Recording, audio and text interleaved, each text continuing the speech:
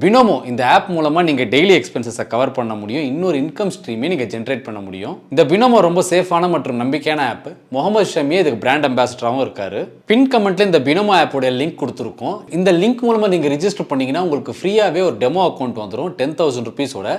இதை நீங்கள் ட்ரேடிங் பண்ண ப்ராக்டிஸ் பண்ணிக்கலாம். பினோமோவில் இருக்க இந்த இன்வைட் ஃப்ரெண்ட் ஃபீச்சர் மூலமாகவும் நீங்கள் எக்ஸ்ட்ரா கேஷ் ஜென்ரேட் பண்ண முடியும். இந்த இன்வைட் ஃப்ரெண்ட்ஸ் பட்டன் அமைக்கி இதிலிருந்து வர லிங்கை உங்கள் ஃப்ரெண்ட்ஸுக்கோ இல்லை உங்களுடைய குரூப்ஸ்லையோ ஷேர் பண்ணாலே போதும். இந்த பினோமோ யூஸ் பண்ணி நீங்கள் எப்படி இன்கம் ஜென்ரேட் பண்ண முடியும்ன்றதை லைவாகவே இப்போ ஒரு டெமோ காட்டுறேன். பொதுவாக இப்படி தான் பினோமோ இருக்கும். உங்களுக்கு இந்த டெமோ அக்கௌண்ட்டு ரியல் அக்கௌண்ட்டு நீங்கள் தனித்தனியாக நீங்கள் காட்டும்.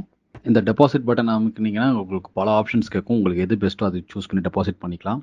இப்போ நீங்கள் செய்ய வேண்டியதெல்லாம் ஒன்றே ஒன்று தான். இந்த கிராஃப் அப்பில் போகுமா இல்லை டவுனில் போகுமா அப்படின்றது மட்டும்தான் நீங்கள் ப்ராப்பராக ப்ரெடிக்ட் பண்ணணும். அதை நான் இங்கே எக்ஸாம்பிளுக்கு அப் அப்படின்றத செட் பண்ணுறேன். எஸ், நம்ம கிராஃப் அப்பில் எண்ட் ஆகிருக்கு. ஸோ நமக்கு ப்ராஃபிட் தான். விட்ராலாம் லைட்னிங் ஃபாஸ்ட்டாக இருக்கும். இந்த விட்ரா பட்டன் அமுக்குனீங்கன்னா உங்களுக்கு என்ன அமௌண்ட் தேவையோ அதை என்டர் பண்ணிவிட்டு எஸ் உடனே உங்கள் அக்கௌண்ட்டுக்கு வந்துடும். இதை விட சுலபமாலாம் நீங்கள் எந்த ட்ரேடிங் ஆப்லையும் ஏர்ன் பண்ண முடியாது. ஸோ தாமதிக்காமல் பின் கமெண்ட் மூலமாக பினோமோவில் ரிஜிஸ்டர் பண்ணிக்கங்க. உங்களுக்கான ஃப்ரீ அக்கௌண்ட்டில் 10,000 ருபீஸ் இருக்கும். இதை வச்சு ட்ரேடிங் நல்லா கற்றுக்கங்க. அப்புறமா ரியல் ட்ரேடிங்கில் இறங்கி real கேஷை சம்பாதிங்க. I think I'll ruin the party. I should not go. I feel like I should disappear. I think I'll ruin the party. Wait, what's this? Binomo?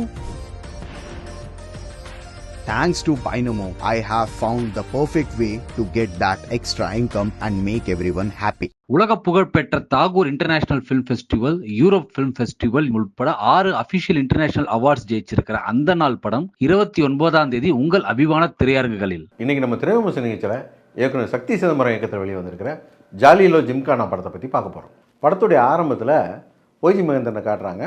அவர் ஒரு காலத்தில் hotel தொழிலில் ஓஹோன்னு இருந்தவர். இடையில தொழில் நொடிஞ்சு போயிட்டதுனால இப்போ கஷ்டத்தில் இருக்கார். இந்த சமயத்தில் இவருக்கு ஒரு அரசியல்வாதி ஒரு பெரிய ஆர்டரை கொடுக்குறாரு. அந்த ஆர்டரை ஊரை சுற்றி கடனை வாங்கி அவர் அந்த ஆர்டரை செஞ்சு முடிச்சுட்டு பில்லை கொண்டு போய் நீட்டும்போது அந்த அரசியல்வாதி அந்த லட்சக்கணக்கான ரூபாயான பணத்தை செட்டில் பண்ணாமல் விட்டுறான். இது ஒரு பக்கம் இருக்க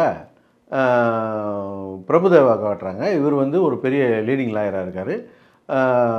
சமூக நல வழக்கெல்லாம் போட்டு பொதுமக்களுக்கு ஏழைங்களுக்கெல்லாம் நீதி வாங்கி கொடுக்குறாரு. ஒரு நேர்மையான வக்கீலாக இருக்கார். நம்ம பிரச்சனையை தீர்க்கணும்னா இந்த பிரச்சனையை இவர்கிட்ட கொண்டு போனால் தீர்ந்துடும் அப்படின்னு சொல்லிட்டு ஒய்ஜி மகேந்திரன் அவருடைய பொண்ணையும் பேத்திங்களையும் அனுப்பி வைக்கிறாரு.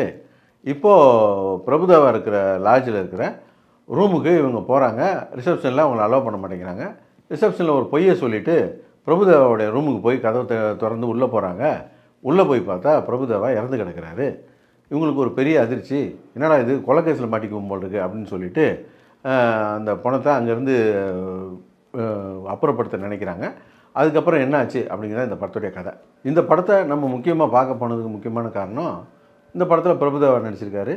ஒரு 4 டான்ஸ் இருக்கும், அதையாவது பார்க்கலாம் அப்படின்னு போனால் படம் ஆரம்பித்து 3வது சீன்லேயே பணமாக நடிச்சிருக்காரு. சரி, படத்தில் ஆரம்பத்தில் பணமாக நடிக்கிறாரு, கொஞ்ச நேரம் கழிச்சு எந்திரிச்சு வந்துடுவார்னு பார்த்தா உண்மையிலே படம் முழுக்க பணமாக தான் நடிச்சிருக்கிறாரு. பாட்டில் அப்போ யார் ஆடுறது, பாட்டு எப்படி பாடுறது, ஏதாவது ஃப்ளாஷ்பேக்கில் வருமானு பார்த்தா எவன் பாயிண்ட் ஆஃப் வியூலையோ ட்ரீமில் வர்றாரு அவர். அங்கே பாட்டை போடுறாங்க. அந்த பாட்டில் இவர் ஆடுவாரான்னு பார்த்தா அதுலேயும் உட்காந்து மிச்சரை தான் தின்னுக்கிட்டு இருக்கிறாரு, டான்ஸே ஆடல. அப்புறம் அந்த காலத்து ஸ்டெப்பெல்லாம் போட்டு மொக்கையாக ஆடினார். பாட்டும் சரியில்லை, படமும் சரியில்லை. இதில் என்ன கதை இருக்குது அப்படின்னு சொல்லி கேட்டு நடித்தாருன்னு தெரியல. பணமாக வேறு நடித்து வச்சுருக்கிறாரு. இதில் எங்கே காமெடி இருக்குதுன்னு நினச்சி இதில் நடித்தாருன்னு தெரியல. படம் பார்த்து முடிச்சுட்டு நமக்கு பிரபுதேவா மேலே தான் கோபம் வந்துச்சு. இந்த படத்தில் ஒரு உருப்படியான விஷயம், அது தொழில் ரீதியாக கையாண்டாங்க அப்படின்னா அது யோகி பாபா கையாண்ட விதம் தான். யோகி பாபா படத்தில் போட்டால் அவர் ஷூட்டிங்க்கு சொன்ன தேதிக்கு வரமாட்டார், வந்தாலும் நடிக்க மாட்டார், சொன்ன டைலாக்கை பேச மாட்டார், எதை வேணால் பண்ணுவார். அவர் கொடுக்குற டேட்டில் தான் படம் எடுக்கணும். அவரை வெளியே விட்டால் தானே போய் பிரச்சனை பண்ணிக்கிட்டு இருப்பார். ஒரே சர்ச்சுக்குள்ளேயே வச்சு அவரை ஃபாதராக வச்சு அவர்கிட்ட ஒரு பொண்ணு கதையெல்லாம் சொல்லும். அதை கேட்டு அவர் கவுண்டர் கொடுத்துட்டு இருப்பார். ஏதாவது ஒன்று வளருவார் இல்லையா, அந்த மாதிரி தான் இதுலேயும் வளரி வச்சுருக்கிறாரு காமெடின்ட்டு. அதெல்லாம் எதுவுமே ஒர்க் ஆகலை. ஆனால் யோகி பாபா ஒரு நாளோ 2 நாளோ டேட்லேயே முடித்து அனுப்பி விட்டுருப்பாங்க போருக்கு. அது மட்டும் ஒரு சிறப்பான ஒரு சம்பவமாக இருந்தது. இந்த படத்தெல்லாம் பற்றி பேசுகிறதுக்கு ஒன்றுமே இல்லை.